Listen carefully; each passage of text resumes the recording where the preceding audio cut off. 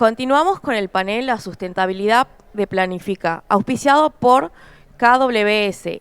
Invitamos a subir al escenario a Diego Henrich, CEO de Carnes Validadas, a Florencia Trejo, Phoenix Regenera Powerade, UAPL, Bloom AI, Guillermo Peralta, coordinador técnico Brecha de Carbono de APRESID y consultor técnico de FAO, Leila Sench, asesora experta de ciclo de vida y huellas ambientales. Les damos un fuerte aplauso.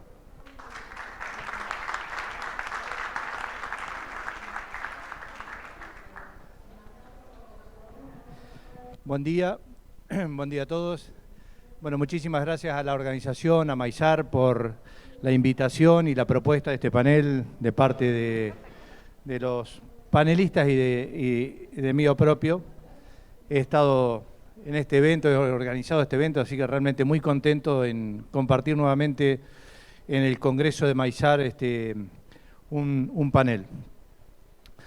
Bien, hoy el desafío nuestro es presentar La Sustentabilidad se Planifica, y esto basado fundamentalmente cuando planeamos y charlamos en la previa del panel, es toda esta cuestión de la demanda, de la nueva demanda de los consumidores respecto de más y mejor información. Es decir, no solamente los consumidores, sino los mercados se están estructurando de tal manera que hay que respaldar la información fundamentalmente con datos. Y en ese sentido es que vamos a escuchar, en primer lugar a Guille Peralta, que es ingeniero agrónomo, doctor en Ciencias Agropecuarias de UBA, especialista en Ciencias del Suelo, consultor técnico de FAO, Alianza Mundial, temática de suelos de carbono y manejo, sustentabilidad, asesor del programa REC-Soil, coordinador técnico de brecha de carbonos de APRESID y miembro de consultores SECAI UNAIPAD, consultora de Carbon Group y asesor del grupo de productores de salud del suelo.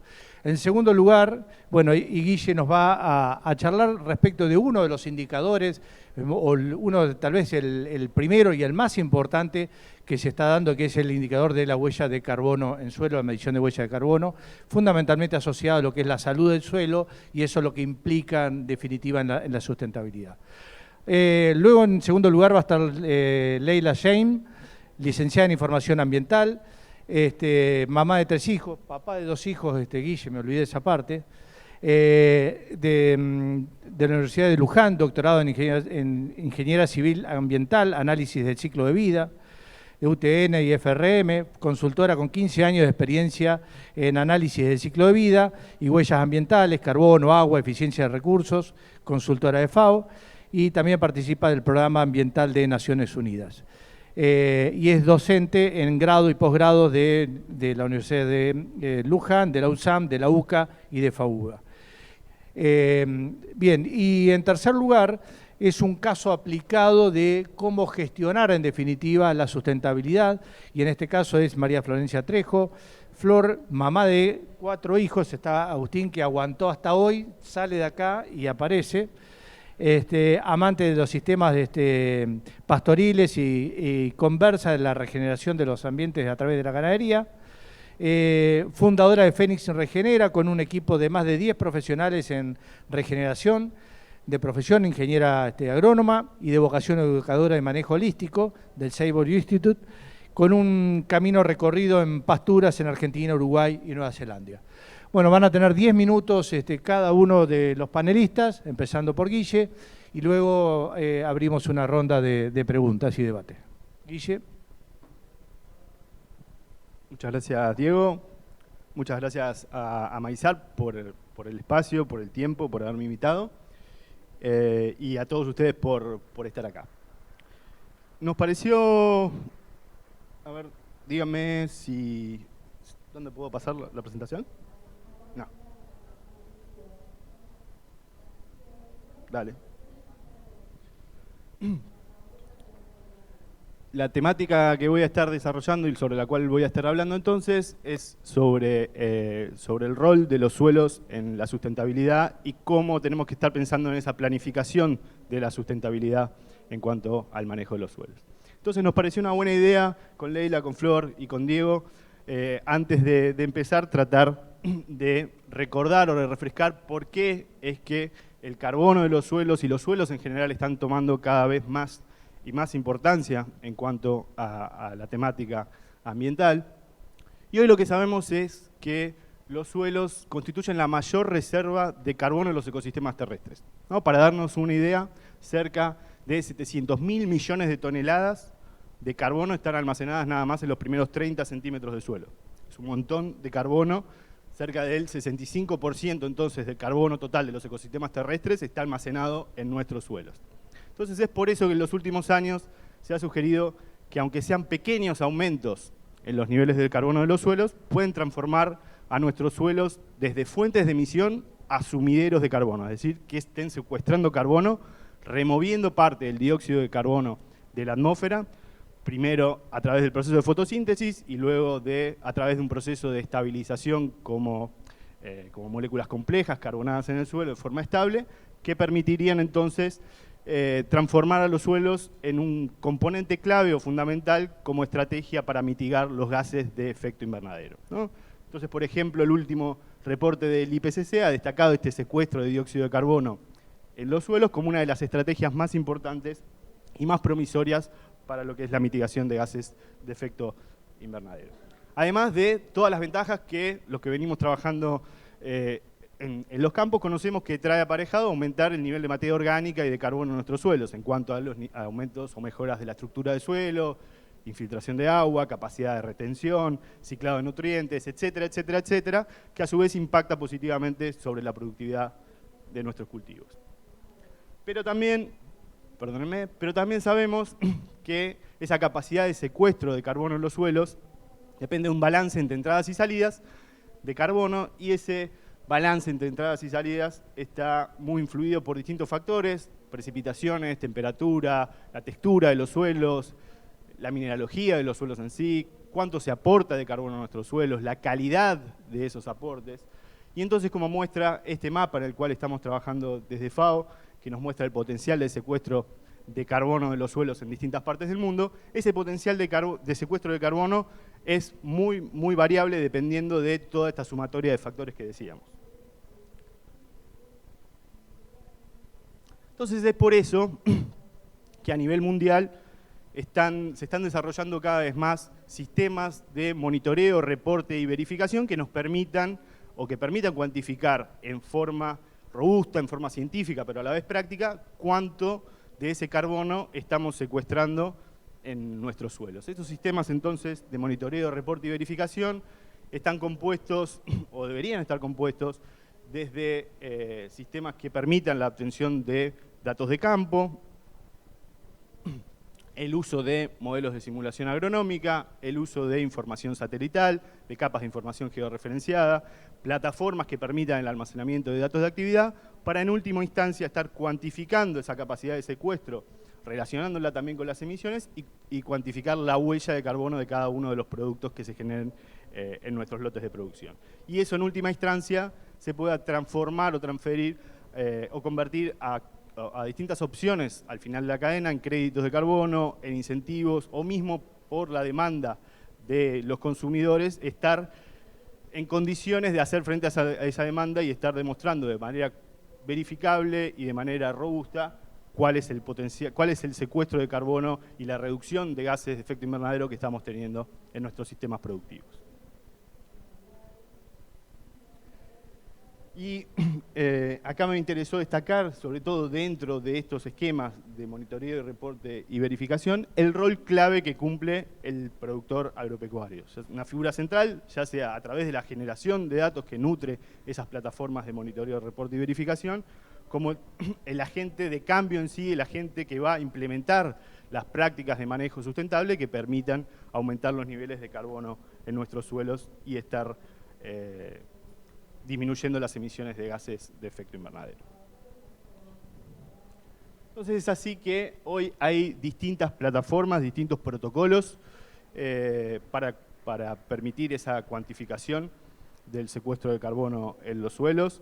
Por ejemplo, el protocolo del Climate Action Reserve, los protocolos de BERRA, los protocolos de NORI, protocolos de Gold Standard, protocolos estatales como los del gobierno australiano, el gobierno neozelandés, y otros protocolos como incluso el protocolo de la FAO con el WRI, el World Resource Institute, y algunos protocolos en los cuales nos ha tocado trabajar, también desarrollados por FAO y la Alianza Mundial de Suelos, como el protocolo GSOC y el protocolo SSM para manejo sustentable de suelos. Hay muchos protocolos entonces, hay que tener en cuenta que estos protocolos técnicamente consideran o tienen distintas consideraciones en algunos aspectos técnicos que hay que tener en cuenta, en cuanto a qué indicadores monitorean, en cuanto a si hay que demostrar adicionalidad o no, hay que demostrar de alguna manera o cuantificar las posibles reversiones, si utilizan modelos de simulación o solo se basan en el muestreo de suelos, en la fecha de inicio, en qué datos de actividad necesita, etcétera, etcétera, etcétera, ¿no? Hay que tener en cuenta que cada uno de estos protocolos tiene y utiliza distintos aspectos técnicos para poder cuantificar. Sin meternos en los detalles, por ejemplo, en cuanto a la estimación de una línea de base, es decir, los niveles de partida, en este caso, de carbono del suelo. Fíjense, por ejemplo, nosotros podemos tener en nuestro sistema una dinámica como la que muestra la figura ahí, en el cual en el sistema de business as usual, que estaría ahí abajo, en el manejo tradicional, nuestros niveles de carbono van decreciendo en el tiempo. Mientras que a partir de la implementación de prácticas de manejo sustentable, como muestra la línea negra, generamos un aumento en los niveles de carbono del suelo.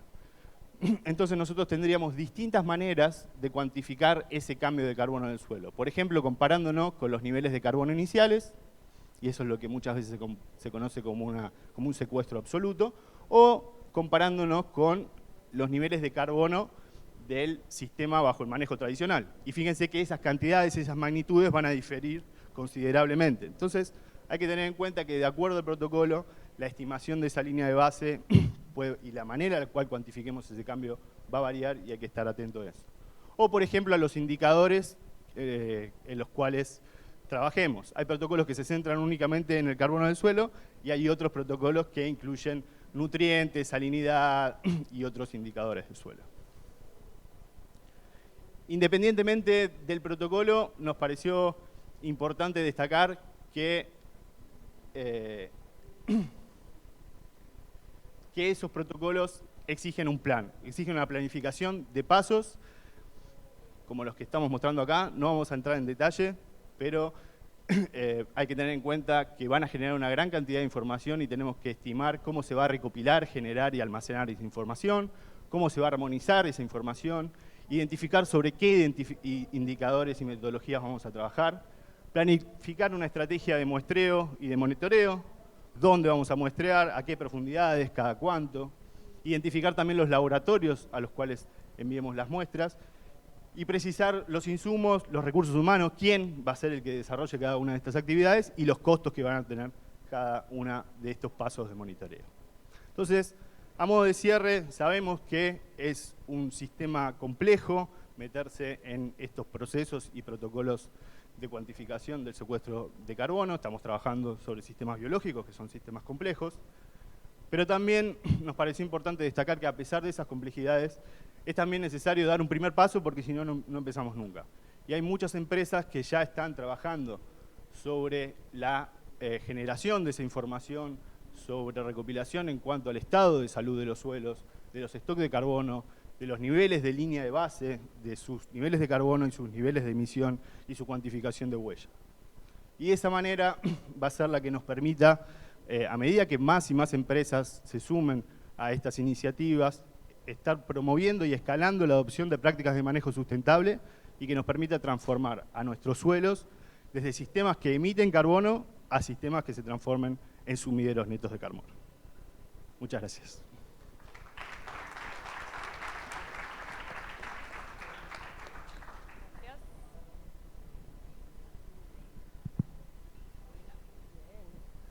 Bueno, buenos días a todos. Gracias, Guille. No sé ahí.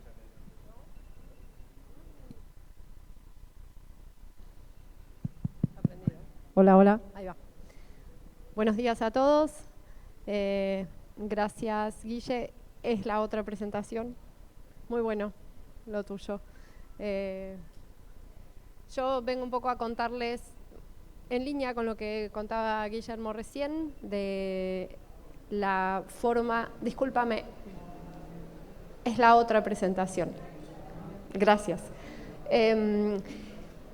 Más allá de la evaluación del balance de carbono que se puede hacer sobre el suelo para terminar determinando el desempeño de carbono o huella de carbono de un sitio y de los cultivos que en ese sitio se producen, existe otra herramienta, otra metodología que parecía interesante compartir, que es la de lo que se conoce como análisis de ciclo de vida o desempeño ambiental, que incorpora, además del carbono,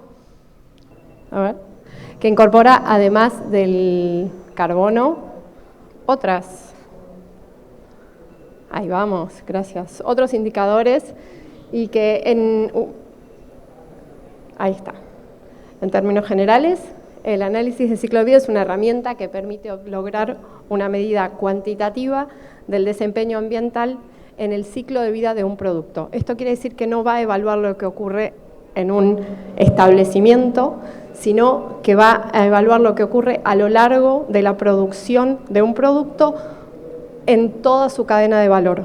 Va a considerar cada una de esas etapas, computando y agregando esto que denomina cargas ambientales, que un poquito más adelante vamos a ver de qué se trata, y permite obtener un valor resultante final para un tipo, una cantidad específica del producto que esté evaluando. En este sentido, considera etapas desde la extracción de la materia prima, el diseño y la producción, la etapa de empaque y distribución, el uso y la disposición final del producto, y en esto que veíamos antes, la entrada o salida o disposición final de materiales como los residuos y el consumo de recursos. El análisis de ciclo de vida es una herramienta que va a traducir a impactos ambientales en distintas categorías, como el carbono, el consumo de agua o el consumo de recursos minerales o mismo también el suelo o cualquier elemento de origen natural, como una entrada que consume de este capital natural o de servicio ecosistémico definido una cantidad determinada.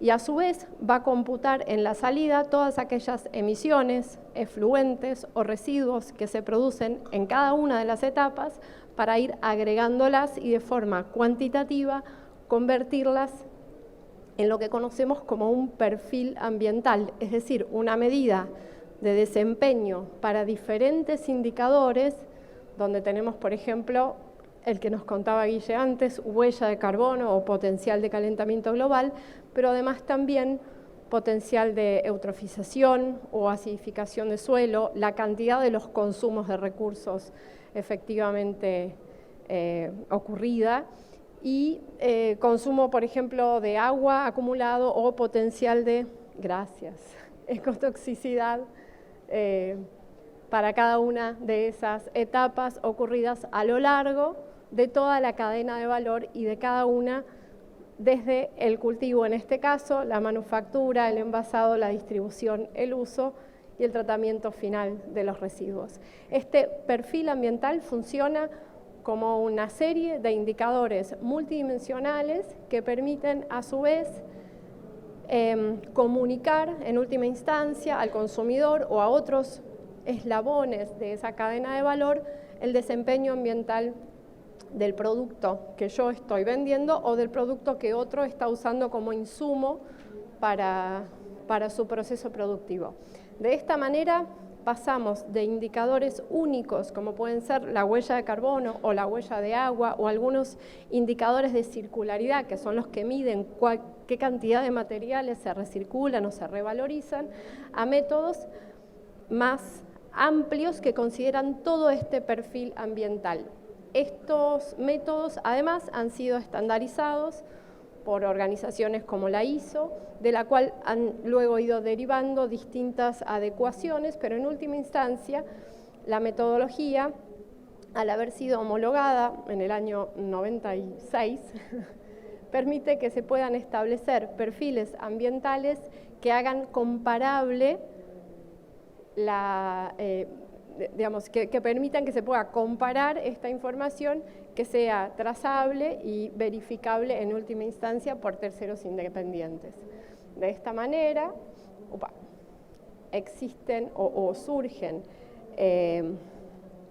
la posibilidad de, a partir de la aplicación de estas normas de referencia, desarrollar lo que se conoce como declaraciones ambientales de producto o ecoetiquetas, que son la aplicación directa de otra norma de la misma serie de las normas ambientales de ISO, que permite cuantificar estos perfiles ambientales para cada lote o cantidad específica del producto en cuestión a lo largo de toda su cadena, logrando una comunicación. Esto es una representación, digamos, bastante simplificada. En general, las etiquetas ambientales de productos son más bien un folleto, 4 o 5 páginas donde se explica qué hay detrás de cada producto, pero sintetizado en esta forma de etiqueta de perfil nutricional, permite entender cómo son esas emisiones de carbono, de potencial en eutroficación, en eutrofización,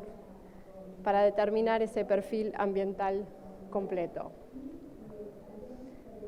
Luego, entonces, desde la perspectiva del análisis de ciclo de vida, es necesario contar con una gran cantidad de información propia del proceso bajo control directo de quien está llevando adelante este análisis, pero también información respecto a cómo se producen los insumos con los que se desarrolla el producto y cómo trabajan los proveedores y cómo trabajan los transportistas. Entonces, todos aquellos que estén involucrados en la cadena de valor del producto que se está evaluando van a estar igualmente involucrados en la provisión de información. Así entonces, muchas veces se utilizan bases de datos que existen para información justamente de base, como la producción de combustibles o la producción de energía eléctrica o la producción de PET para el packaging, etcétera.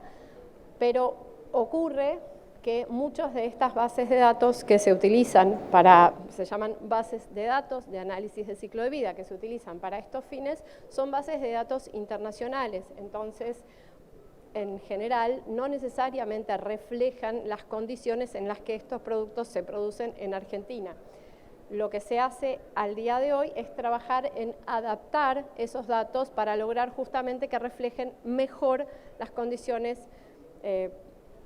de producción de Argentina, pero permanece siempre como un aspecto clave y estratégico que pueda afianzarse este proceso de generación de bases de datos de ciclo de vida nacionales para que el desempeño ambiental de nuestros productos tenga en su composición datos nacionales que permitan reflejar de mejor manera nuestros procesos.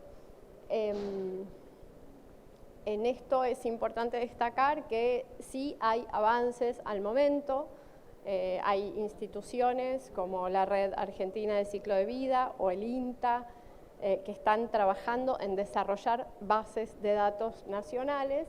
Es un trabajo importante, pero necesario para poder avanzar y escalar esto a todos los sectores. Hasta el momento tenemos, por ejemplo, mucha información disponible respecto a la producción de energía en Argentina. Se está trabajando en la producción de combustibles, pero hay algunos aspectos pendientes en la producción de perfiles ambientales justamente de la fabricación, la manufactura de fitosanitarios y otros insumos críticos para la producción agropecuaria.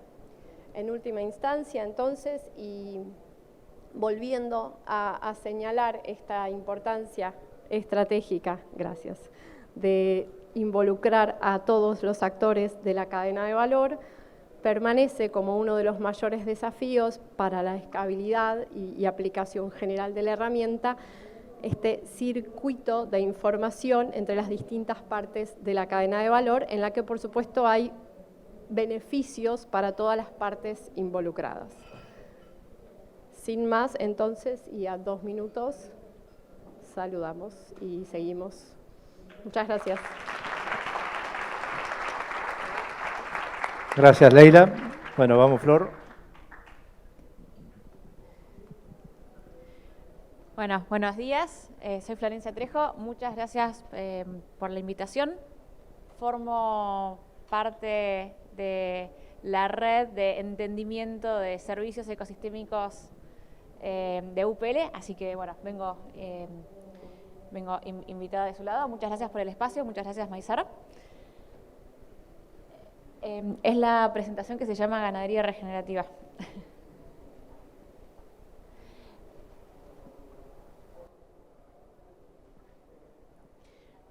Ahí va. Bueno, en el marco del rol del suelo como un sumidero de carbono, mi visión y mi aporte es, bueno, ¿y eso cómo se puede ejecutar desde la práctica? Bueno, y vengo a presentar una herramienta o un camino.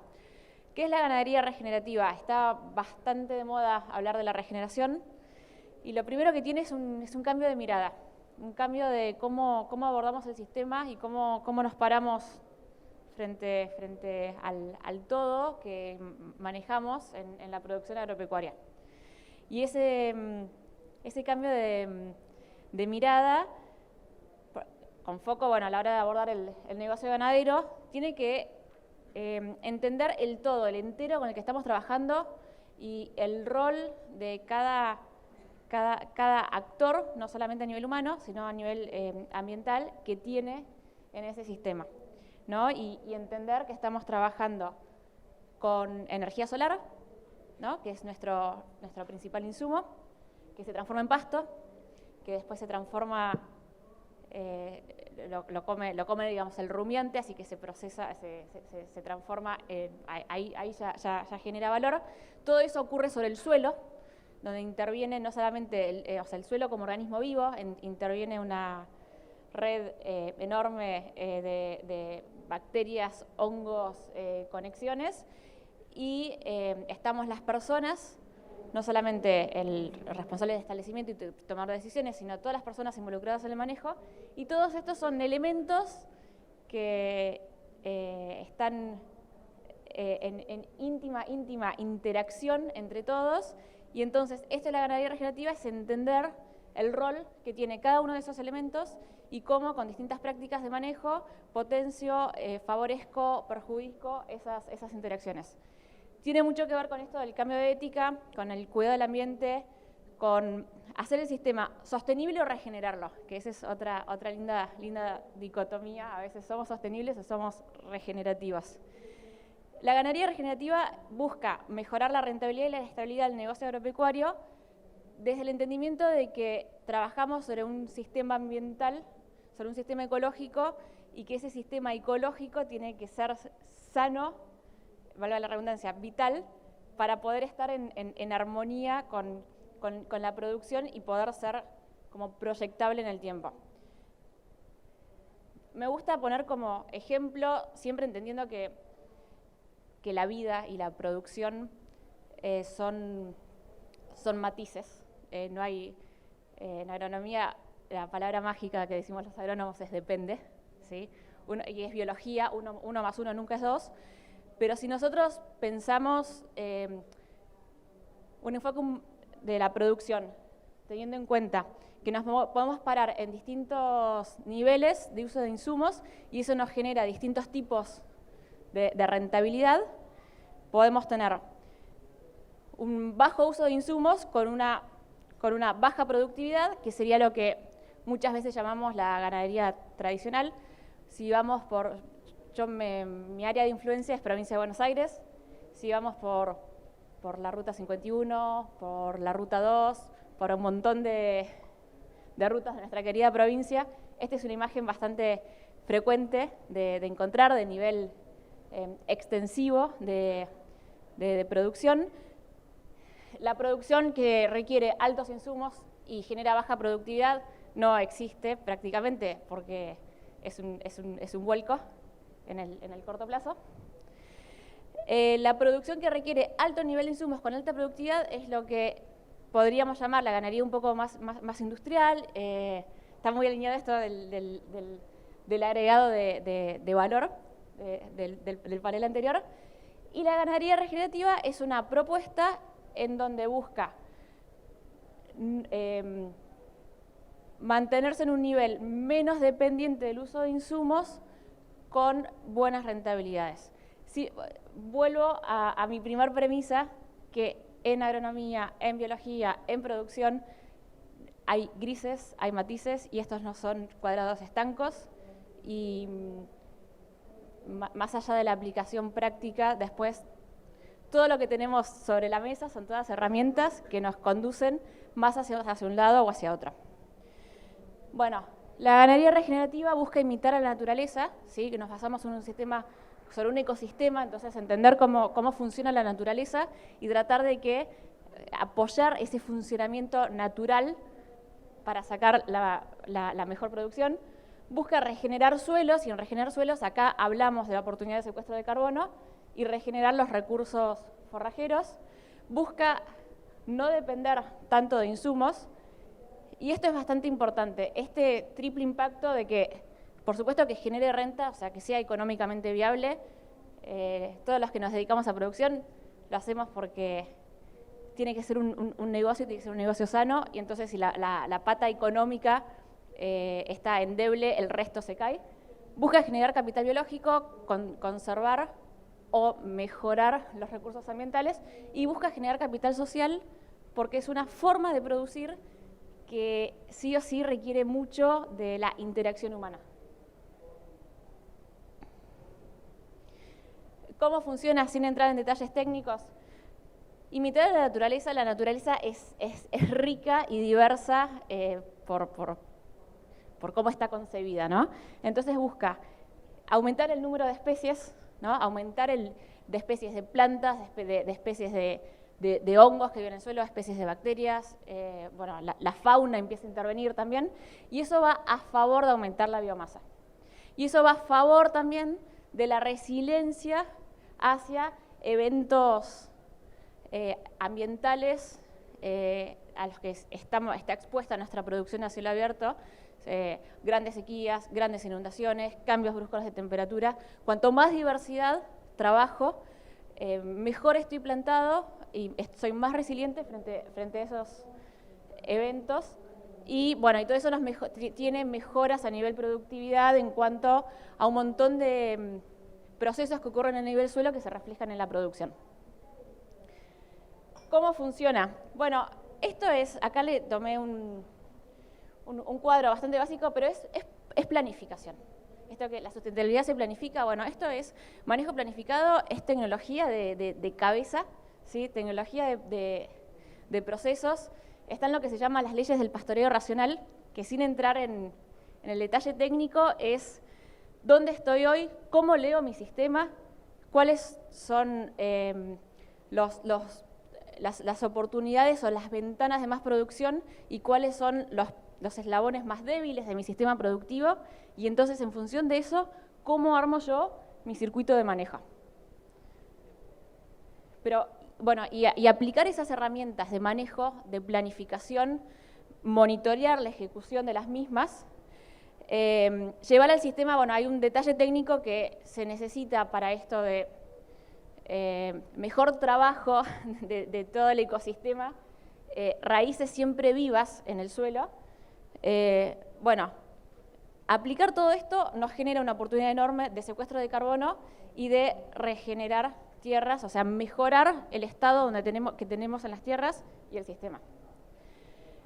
Yendo a lo que es secuestro de carbono, hay distintos trabajos que muestran cómo en este tipo de sistemas, aún considerando las emisiones que hace la producción, sin querer meterme en camisa de 11 varas al lado de los que más saben de esto, aún considerando las emisiones, hay enormes oportunidades de que el secuestro de carbono que realicen esos suelos, sin ir en detrimento de la producción, sea con un balance positivo.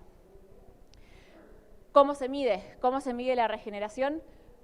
Guille habló de un montón de metodologías, yo traía 2, pero hay más. No solamente se trata de carbono, se trata de un montón de otras, es un ecosistema, o sea que el carbono es una arista, y hay otros procesos que ocurren.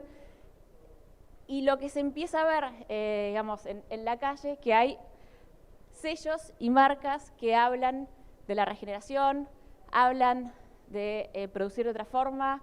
Hay marcas comerciales que llevan la carne producida en sistemas regenerativos al consumidor.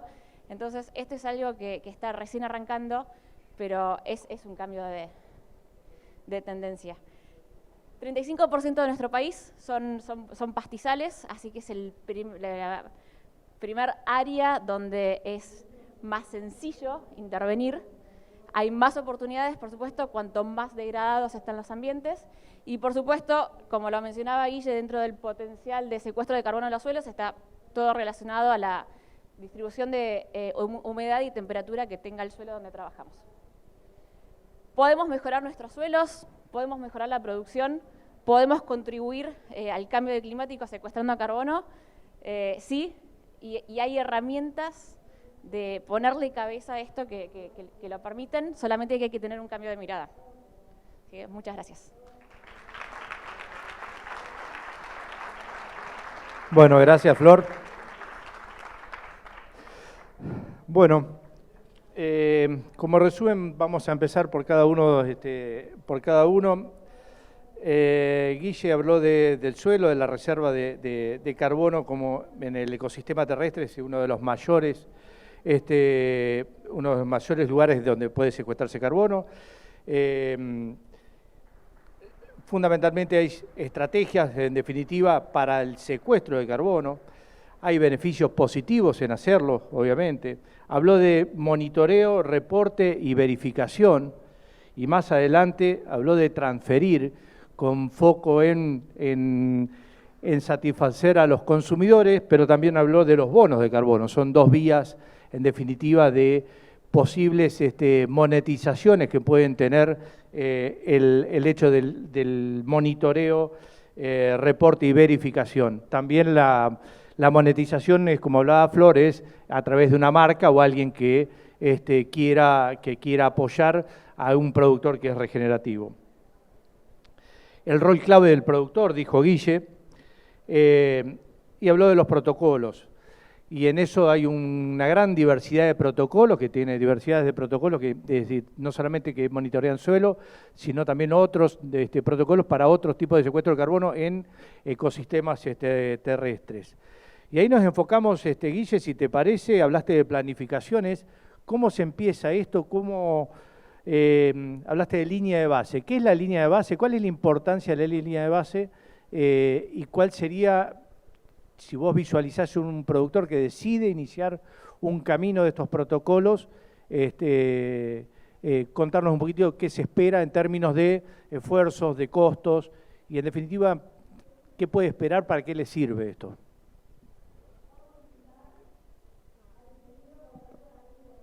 Dale, muchas gracias, Diego, por la pregunta. La línea de base, a ver, como para dar una visión simplificada, es una referencia.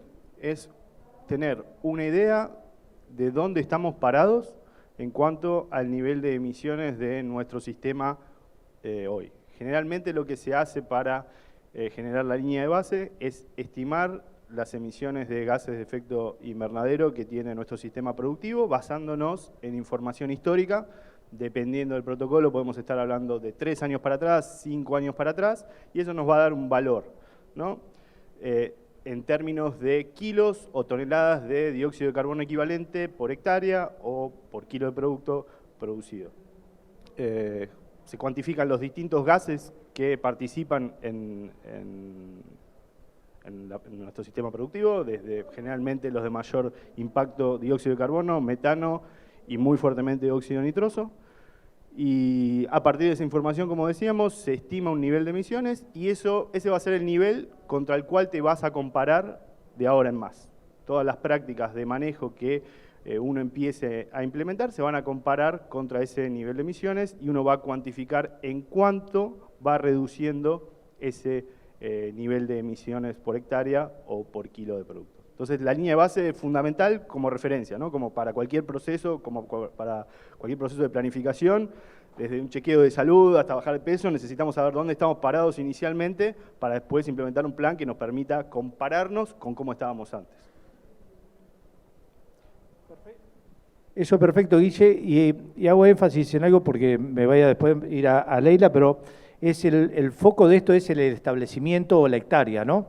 No estamos hablando de productos, y si bien lo podés relacionar con productos, tu enfoque es, o lo que vos estás hoy contándonos es algo estrictamente de establecimiento de hectárea. Generalmente en esos protocolos que mencionábamos y que mostraba ahí, muy fuertemente focalizados al manejo agronómico y al carbono de suelo y a los niveles de emisiones asociados al proceso agrícola, sí se hace a nivel de hectáreas. Pero después hay otros protocolos, otros procesos que contará Leila, que lo hacen a nivel de producto, y eso consiste en cuantificar la huella de ese producto, que tiene distintos tipos de alcance, eso Leila nos explicará mejor, pero a nivel de establecimiento como línea de base, generalmente sí lo que se hace es cuantificar los niveles de emisiones por hectárea y el total de tu establecimiento, después considerando el total, por año. Gracias, Guille. Y ahí nos vamos a Leila, entonces, porque Leila habló de que es carbono más otros indicadores, evaluar a un producto y hizo énfasis en que no es establecimiento, quiere decir que tenemos ahí un input, estamos viendo un producto producido, un mismo establecimiento puede tener producción de soja, de maíz, de carnes, de leches, miel, lo que sea. En definitiva, todos esos van a tener cargas ambientales, estamos midiendo otra etapa, otro layer, como llamamos en tecnología, de información. Y en definitiva, lo veo, y ahí te voy a la pregunta, lo veo como una foto de un periodo determinado, ¿verdad? Y cómo se construye la película. En definitiva, hay alguien que quiera planificar ser sustentable este año, el año que viene, el otro. ¿Cómo ejecuta eso de constituir la película? Gracias, Diego. Es una buena pregunta, un poco lo que decía Guille, lo que sería esa línea de base muchas veces es tu primer ejercicio, porque tu primer ejercicio de cálculo te permite justamente saber cuáles son tus puntos críticos de emisión y te da herramientas para tomar mejores decisiones que puedan ir disminuyendo las emisiones de esos puntos críticos. Ocurre muchas veces que los puntos críticos ni siquiera están en la parte que vos controlás de la cadena de valor, entonces ahí es donde se pone más complicado también, pero en cualquier caso eso te da justamente información clave que aporta esa mirada transversal, que muchas veces hacerlo a nivel de lote no necesariamente te da la misma información. Entonces, una sola cosa que vos lo decías recién, un mismo establecimiento, incluso un mismo lote en distintos momentos en el tiempo, va a tener diferentes productos, o va a tener un producto principal y varios coproductos asociados, lo veíamos antes en el panel de bioeconomía. Las metodologías de productos se llaman, ya sea que esté midiendo una huella de carbono, una huella de agua o un análisis de ciclo de vida completo, son bottom-up. Se construyen de abajo para arriba, porque yo puedo, para un lote al que le hice mediciones, dividir por la cantidad total de maíz producido en el año y voy a tener un número por tonelada de producto. Pero si en ese lote además hubo otros coproductos que también tuvieron valor económico, ya no va a ser tan sencilla esa, hablamos en esta metodología de asignación de cargas. La vaca, la carne, la leche y el cuero, ¿quién se lleva qué parte de esas cargas ambientales? Entonces, justamente estas metodologías definen cómo es que deben hacerse esa atribución o asignación de cargas para sistemas multiproducto, como es la agropecuaria. Bien, gracias. Bueno, y Flor ya nos lleva a una implementación de una tecnología donde ya estamos interviniendo, si se quiere, en un sistema productivo para poder generar, en este caso, más secuestro de carbono y beneficiar específicamente un producto, que es la carne. Vos hablaste y me queda algo dando vueltas por una cuestión casi, te diría, personal, ¿no? Hablaste de que es una tecnología que no intensifica en insumos, pero sí intensifica en lo que es manejo, cabeza, planificación. Eso requiere más gente, requiere un insumo muy importante, que es el capital humano en el campo, que es uno de los recursos, te diría, más escasos en cuanto a las habilidades, en la calidad y quizá en los campos donde tiene que estar esa gente. ¿Cómo ves esa parte? Qué buena pregunta, gracias Diego. No requiere necesariamente más gente, sí es verdad que requiere más cabeza y requiere más cabeza comprometida, tanto de los tomadores de decisiones del establecimiento como del personal involucrado. Entonces, aún con el mismo personal genera está de moda la palabra, un empoderamiento por parte de quienes están todos los días en el manejo y genera un orden y genera involucrar a la gente con un compromiso mayor de hacerlos como más partícipes al rumbo a donde vas. Por supuesto que es un gran desafío, justo es un rubro, bueno, varios rubros a nivel agro es muy difícil conseguir personal. La experiencia es que esta planificación ordena y clarifica tanto el manejo de que, digamos, los últimos eslabones en la ejecución del mismo son los primeros agradecidos en ver los beneficios y los resultados. Bien, bueno, gracias. Y ya como para casi la misma pregunta a los tres, ¿no? Estamos, cuando abrimos el panel dijimos, bueno, estamos satisfaciendo un cliente y varios quizá compradores o gente que va a estar dispuesta a reconocer, y permítame enfocarnos en carbono, que creo que es el común a todos. Lo vimos en carne, como dice Flor, una carne carbono neutro. Lo vemos en un ciclo de vida, es decir, bueno, mira, estoy midiendo el carbono, o lo vemos como un secuestro. Puede estar asociado a un producto carbono neutro, pero también a bonos de carbono. Entonces, y hay muchos productos que se producen en la misma hectárea. Entonces, y vos hablaste de asignaciones. Como productor, me imagino que estamos haciendo una línea base, me encuentro con que tengo una determinada cantidad de carbono a fin de año y tengo una carne que no sé cuánto me pagan, o me pueden pagar 2 pesos más, 10 pesos más. Tengo un bono de carbono que quizá vale 10, 20, 30 dólares la tonelada de carbono. ¿A qué se afronta el productor? ¿Cómo hace para asignar en su negocio el carbono que ya cuantificó? Es decir, vamos de la línea base a la línea 1, tiene un stock de carbono. ¿Cómo asigna o cuál es el desafío que va a tener el productor? Y a los tres se lo planteo. ¿Cuál es el desafío que va a tener el productor? Es a quién le vende el carbono, porque en definitiva va a ser una cuestión de vender el carbono, o quién no es que a quién le vende, sino cómo lo ven ustedes. De la doble contabilidad estoy hablando, Guille. De la doble contabilidad. A ver, me parece que el principal desafío que tiene el productor, independientemente de esto, es empezar. Es empezar a recopilar toda esa información que hoy tiene y muchas veces está desorganizada, sin necesariamente volcarse a transformar su sistema productivo. Es empezar a ordenar esa información, organizarla y tener ordenadamente una metodología para cuantificar esa línea de base, de saber dónde está parado, y después, a partir de una planificación, proyectar distintas actividades, empezar a cuantificar cuánto puede reducir sus emisiones. Creo que hoy las distintas empresas están iniciando este proceso por distintos objetivos. Estamos hablando de bonos de carbono, pero por ahí tampoco me gustaría como dar falsas expectativas. Son procesos que son muy largos, estos de generación de bonos de carbono, y son pocos los casos a nivel mundial que hoy están generando bonos de carbono con proyectos basados en la agricultura. Tienen muchísimo potencial, pero hoy es un proceso que está iniciándose. Creo que las distintas empresas están iniciando este proceso no únicamente con vistas a eso, sino por distintos objetivos, por tener una primera idea de dónde están parados, para hacer frente también a una demanda creciente del consumidor. Muchos importadores hoy, sobre todo importadores de carne, están exigiendo que desde los frigoríficos hasta los productores que contribuyan a ese frigorífico puedan dar un estimativo, un número de cuánto generan emisiones por hectárea y por kilo de carne producido.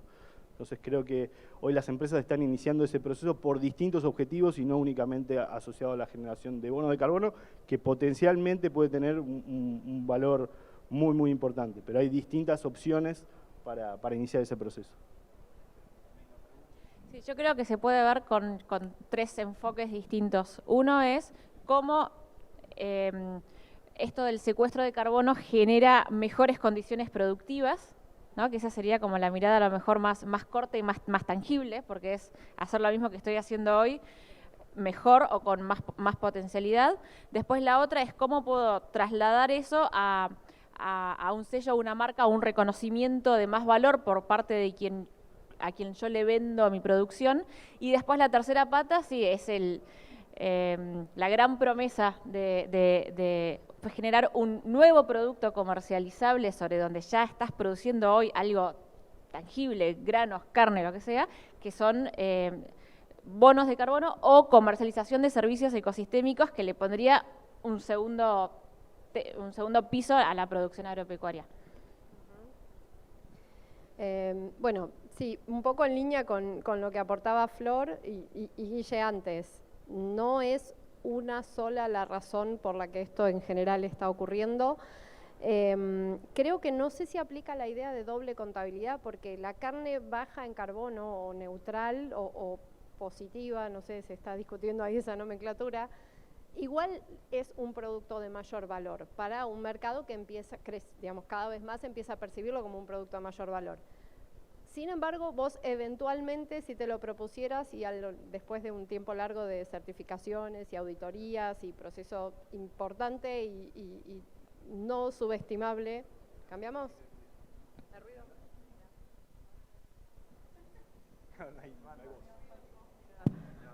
No cambiamos. Wow. Vos tenés una carne neutral o baja en carbono, igual podés vender un bono. No tenés doble contabilidad posible, porque una cosa es el valor percibido o el precio que pueda tener esa carne porque haya gente que esté priorizando una dieta baja en carbono, y otra cosa es que vos hayas atravesado exitosamente el proceso de auditoría y certificación y puedas igualmente cobrar tus bonos. No hay doble contabilidad. Lo que sí quizás vale la pena, y ahí Guille seguramente sabe más, si todos los productores empiezan a producir carne baja en carbono, tu carne baja en carbono no va a ser adicional. Entonces ese bono no va a tener valor. O sea, no vas a poder acreditar que estás haciendo algo distinto que el resto o que el statu quo, y ahí no sé bien qué pasa, pero seguro pasa más adelante. Bueno, creo que estamos en tiempo. Bueno, en definitiva, estamos hablando de alinear las estrategias, planificar. Hay un gran desafío también de alinear todos los eslabones de la cadena de valor, porque el productor es central hoy en el base cero y comercializador también, es decir, son todos los que tienen que estar involucrados y en definitiva compartir los valores de producción, ¿no? Porque tiene que estar el comercializador muy alineado también para satisfacer a los consumidores o al mercado que le esté exigiendo, y obviamente tiene que reconocer eso hacia atrás porque todo esto tiene esfuerzo. Así que, bueno, muchísimas gracias por el panel. La sustentabilidad se planifica y cerramos con un aplauso para los expositores. Les vamos a pedir, por favor, que nos aguarden 5 minutos arriba del escenario. Jóvenes miembros de APRESID Joven van a hacer la entrega de presentes. Renovamos el agradecimiento y despedimos con un fuerte aplauso.